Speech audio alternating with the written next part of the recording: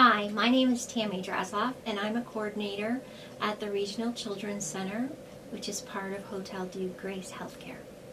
And I'm Andrea Cutting. I am a child and youth worker, also at Hotel Dieu Grace Healthcare in the Regional Children's Center, and I'm a Triple P practitioner. So what is Triple P? Triple P stands for the Positive Parenting Program, and it was developed over 30 years ago in Australia by Dr. Matt Saunders at the University of Queensland. Triple P is an evidence-based, multi-level parenting support program. The Triple P program gives parents tools to help support their family so that their children don't develop behavioral and emotional problems. Tammy, maybe we can help people understand what we mean when we say multi-level. Well, when we're talking about multi-level, some families, they're just looking for some support on maybe a topic about managing teenagers' emotions. Or maybe they have some other situations where, the child's experiencing some problems in a few areas of their life. So they can take one of our more in-depth programs. So really, parents can choose to take as much or as little Triple P as they would like. Now, Triple P is offered in over 30 countries around the world and in many languages, which really helps in a community like ours, which is very multicultural. We can get some of the information in other languages. Which has been really helpful for our community because it's very multicultural. So we've been able to provide those other services for our parents, which is nice. In our area, we really believe that supporting families is a community effort. So we work in the homes, in the community, in the schools, so that Windsor Essex is able to raise healthy and well-adjusted children. We have a large group of community partners who all work together to really support parents and provide this program at no cost in our community.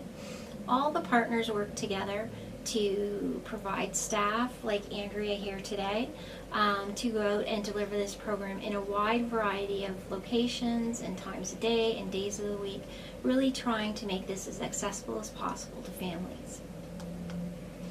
So really, who is Triple P for? What parent takes this program? Triple P really is for any parent. Parenting isn't easy, and we all struggle with the same sorts of issues in our homes. We've had almost 7,000 people take the program in our community since we started offering it in 2007.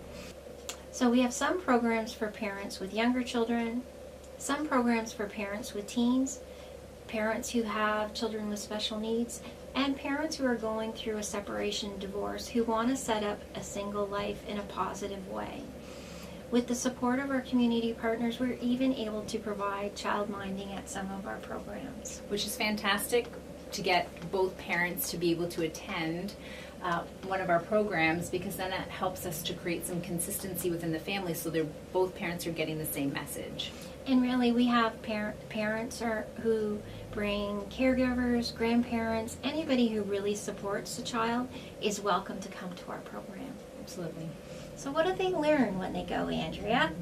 Well, Triple P really is founded on 5 key principles that no matter what program that you take within Triple P, these same 5 principles will be carried throughout.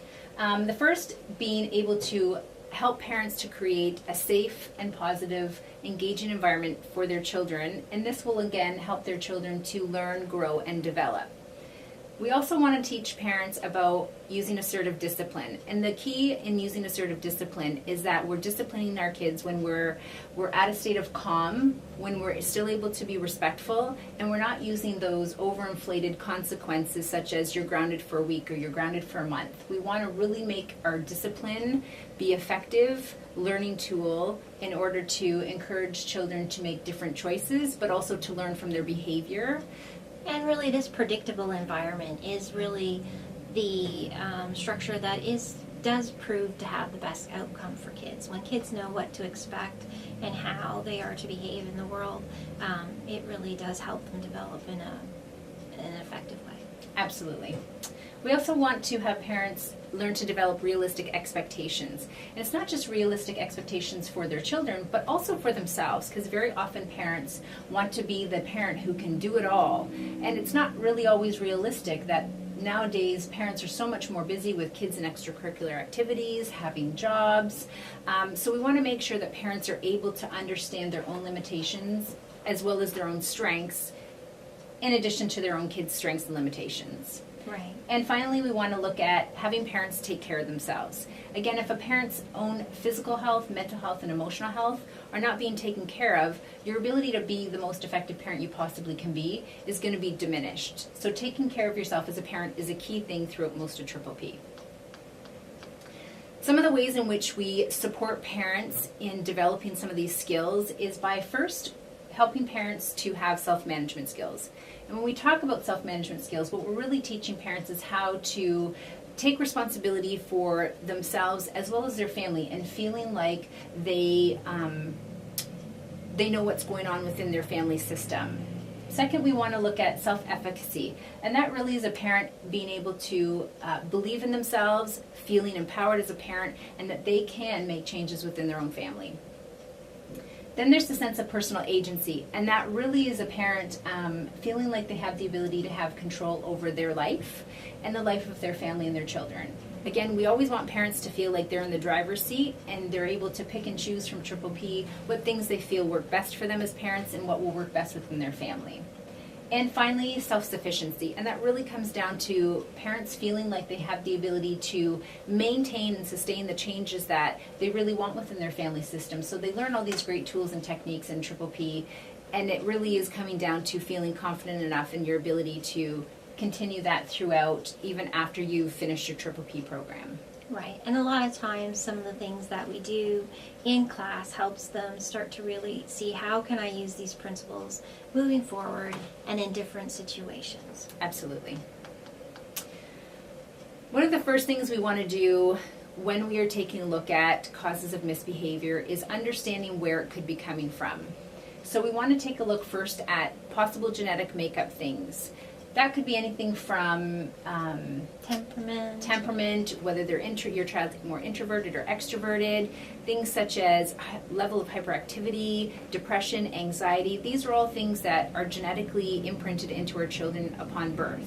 These are things that we cannot, are no fault of our own as parents, but they are still things that we need to take a look at as parents that could be contributing to misbehavior. Some other things that possibly could be connected to genetic makeup are things that we maybe don't pay as much attention to, which can be things like learning disabilities, possible hearing loss or vision loss, and those can relate to problems in school, but also problems at home because their child may not hear instructions or understand the instructions that are being given to them only because of a possible issue with genetic makeup or their own health. Mm-hmm. Then we want to look at home and things that may be going on within the home that could be contributing to misbehavior. And that can be things from a parent's belief and expectation about not only their child, thinking that their child's out to get them, their child's doing things on purpose, but possibly also looking at their own expectations of themselves. And we kind of talked about that a little bit earlier when we talked about parents feeling like they have to do it all. Again, it's making sure that our expectations for ourselves and for our kids are realistic. And really trying to have that positive home environment. People Yes. are just going to be happier if the relationships in the home environment are stable and that, everybody's needs are being emotionally met. Absolutely, and that is a big focus for Triple P. A lot of the programs that we take, the first couple of sessions will always be focused on how to develop a good family relationship and dynamics, because again, that's key to making change with any home. Right. Another part of the home we could be looking at would be your own emotions and stress level. Again, if we as parents are under a lot of stress, our emotions aren't maybe in check, then we maybe are reacting or responding to our children in a more abrupt manner, and therefore it might be causing our children to respond in a more abrupt and agitated state. So Right. again, it's taking a look at all those home factors that we know that we have the ability to take control over, Right. and making those modifications where needed. And our final one that we look at is the outside influences, and that can be anything from peers and friends to school, We know that they will have extracurricular activities, and there's lots of social interactions that go in there that could be contributing to misbehavior. And sometimes it's just a matter of overscheduling. There's so many outside influences just because we have busy lives, and sometimes children are just reacting poorly just for overscheduling. Yes, definitely. And the final one to that would be media and technology. Again, it's remembering that we're paying attention to the things that our kids are watching and taking in, because again, those will have influences on our children and their behavior.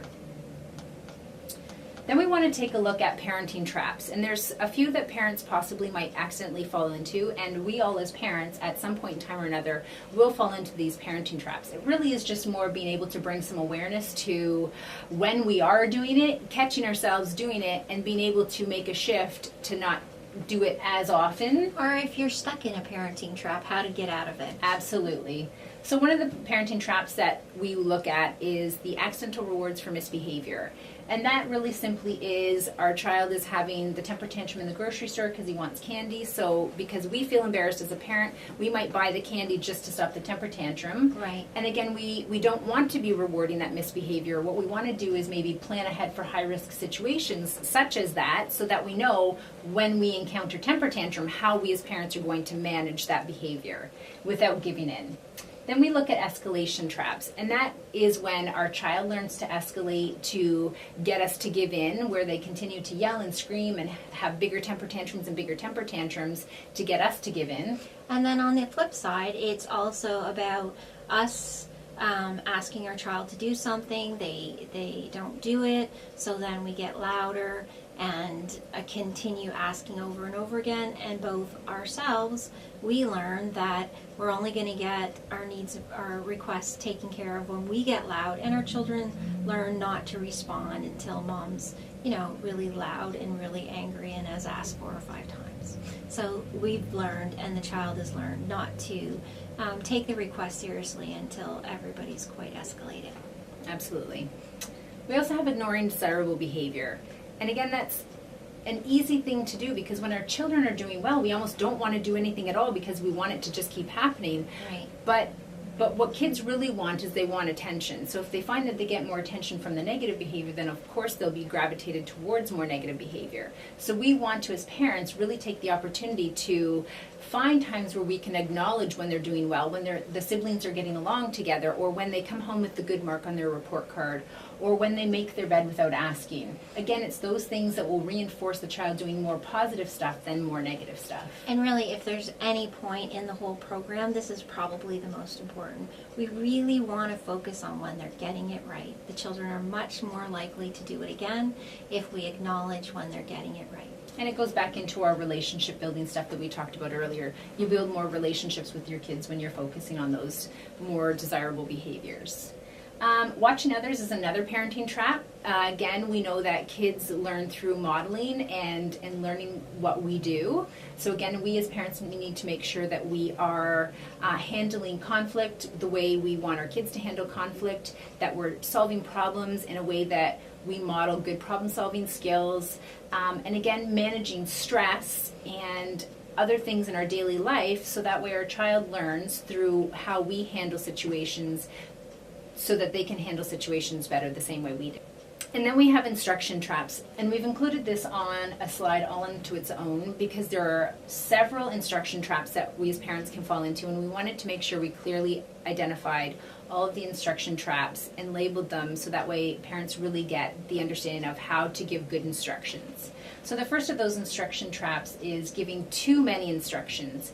And that can be asking your child to go clean their room, but when you say that, you say, make sure you sweep, dust, put your laundry away, put your dirty clothes in the basket, make your bed, feed the hamster, and a whole bunch of other things, and really all they remember is one of those instructions. So it's making sure that we either write those instructions down, or we're only giving 1 or 2 steps at a time, and then we're going to check on their progress as they're doing the task to make sure they're staying on track. Or we could give too few instructions. You may say to your child, I want you to load the dishwasher. But if the child doesn't realize you have to rinse the dishes, put the soap in, all the things that are required to doing that project, they still have an opportunity to misbehave, not intentionally, but just we haven't given them enough instructions to do a good job. Absolutely. Then we have instructions that we maybe give that are too hard. Again, it's remembering our children's age and possible developmental level to make sure that we're giving them instructions that are manageable for what their capabilities are. So we don't want to have a 12-year-old who may be functioning at more of an 8-year-old level and giving them, a bigger expectation than they're not able to manage. So again, we're wanting to set our kids up for success, and the best way to do that is making sure that we're giving enough information and the right type of task to the right child. Well, and we really want to make sure that, we ask at a time that is respectful to your child. If your child's favorite show is on, it's probably not to ask them to do something right at that moment, especially if it can wait. If you don't need something done right away and they have 15 minutes left on their show, just waiting till the 15 minutes are done. Or if it is something that needs to be done right away, to really making sure you have their full attention so that they completely understand the task. Absolutely. And then we have instructions that are too vague, and that could be something to where we ask our child to stop running in the house. But to our child, then it might be just as much fun. Instead of running in the house, they may start skipping through the house, or they may start crawling through the house, and that could be just as bothersome to a parent. So again, it's making sure that we're saying, when you're going through the house, make sure you're walking. And again, that way you're very clear on your instructions, and there's no room for confusion or misunderstanding. Well, and sometimes, our children misbehave in a way that's quite funny. And it's hard not to laugh when they're doing something that, it isn't appropriate, but at the same time it is quite cute or funny. So really trying to make sure that your instructions and your body language match so that your child gets a clear message that, no, they can't do that particular item or act in that particular way. And finally, we have family survival tips. When we're talking about family survival tips, it's a lot about looking at what we can do to maintain the changes that we want to have happen in our family. And the 5 things that we want to make sure that we do in order to sustain these changes is to be able to, 1, work together as a family unit or as a team. Keeping your kids involved, whether it's creating family rules or coming up with chore lists or creating dinner plans. Team also does not include just the family. It could include outside sources such as other family members, community resources. Again, you want to get as many people on your team as possible because that will help to ensure lasting change. We also want to make sure that we're avoiding arguments in front of our children. Again, we kind of talked about that a little bit earlier. It comes back to that role modeling stuff. And again, if we're not arguing in front of our kids, it helps to reduce the stress level in the home because our kids aren't feeling the stress and anxiety from seeing conflict with their parents. Right. We also want to make sure that families feel confident and comfortable enough to come seek support when they need it, whether it's support from their own family or whether it's support from a community agency. A lot of parents often feel that it's a sign of weakness or that they're not competent enough in order to do the parenting job. So we want to make sure that parents know that getting support actually is a sign of strength and a sign that you really as a parent are trying to do what's absolutely best for your child and you'll do whatever it takes to get it. Well, and I think that parents attending one of our programs really start to normalize that we're all having similar experiences, and it really is normal for people to struggle at times as being a parent, and there are resources available, so they get to learn a little bit more about the resources in our community that they can access. It's probably one of the best part of the Triple P program is getting parents together who have similar situations going on, because it really allows them to feel like they're not alone and allows them to really connect with other people and get a flavor that this is a common thing, and so they don't feel so centered out or so awful about things. Yeah, absolutely. We also want parents to make sure that taking a break is a priority for them, because again, we want to make sure that you're maintaining your own mental health, your own emotional health, and your own physical health, so that way you can do all the parenting things that you need to do in the best way possible. And you are showing your children that self-care is important, and that we all need a little time away or a little break to be, happy, calm, well-adjusted people. And that's a great point, is that it doesn't need to be a big amount of time. It can be a little bit of time, like a cup of tea or going for a quick drive or, maybe going outside and cutting the grass. To you, that might be relaxing. Just finding time for yourself. Yep. And finally, planning ahead for high-risk situations. We talked about that a little bit earlier. So again, it's making sure that you know where your trigger areas are, whether it's going to the grocery store with your little guy, or maybe you're a teenager going to a school dance for the first time. You know that's going to create a lot of stress and anxiety for both you and your child. So again, the more we can plan out how that's going to look and the things that are going to happen within the context of that situation, then we're better prepared and better able to be consistent as parents. And we're just going to feel more confident that our children are going to behave in a way that we want them to, and that we have the resources and skills to be successful parents. Absolutely. Now, every family is different, and Triple P does give lots of tools and suggestions that parents can take home with them. However, parents get to decide what they're going to use in their home, what will work for their family, and really choose for themselves what gains and choices they want to make. If you'd like to be a positive influencer in your child's life and participate in one of our upcoming programs, please go online and register for one of our upcoming programs. Thank you very much. This is Tammy saying goodbye. And Andrea Ketting, have a good day. Thank you.